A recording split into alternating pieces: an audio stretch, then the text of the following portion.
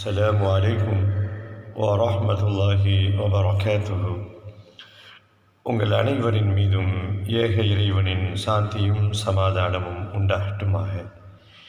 சிந்தனைக்கு சில மணித்துளிகள். ஒருத்தர் டூ வீலரை பள்ளிவாசலுக்கு வெளியில் நிப்பாட்டிட்டு கடமையான தொழுகையை நிறைவேற்றுவதற்காக வேண்டி பள்ளிவாசலுக்குள்ளே போகிறார். நல்ல ஆற அமர அமைதியாக தொழுகிறார், துவா கேட்கிறார்.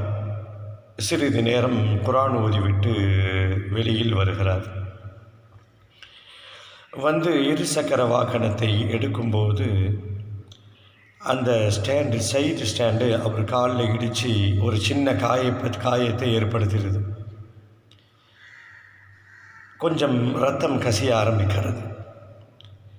இந்த தொழுகைக்கு கடமையான தொழுகையை தொழுதுவிட்டு துவா செய்து ஓரளவுக்கு மார்க்க கடமைகளை சரியாக செய்த அந்த நபர் அந்த ஸ்டாண்டு காலில் இடித்த உடனே அப்படியே கொஞ்சம் கவலைப்பட்டு, இன்றைக்கி எனக்கு நேரமே சரியில்லை, காலையில் யார் முகத்தில் வீழ்ச்சேனோ தெரியல என்று புலம்பி தள்ளுகிறார். இவர் ஒரு வகையில் குற்றம் செய்தவராக மார்க்கத்தின் அடிப்படையில் கருதப்படுகிறார். நம் வாயிலிருந்து வரக்கூடிய வார்த்தைகள் கொஞ்சம் கவனம் தேவை. பல நேரங்களிலே அது ஈமானுக்கு உலை வைக்கக்கூடியதாக, ஈமானுக்கு பாதிப்பை ஏற்படுத்தக்கூடியதாக, இறைவனுடைய அதிருப்தியை பெற்றுத்தரக்கூடியதாக அந்த வார்த்தை மாறிவிடும். இவர் மனசில் நினச்சி சொல்ல மாட்டார். ஆனால் இது போன்ற வார்த்தைகளை நாம் சர்வசாதாரணமாக பயன்படுத்தி கொண்டிருக்கிறோம்.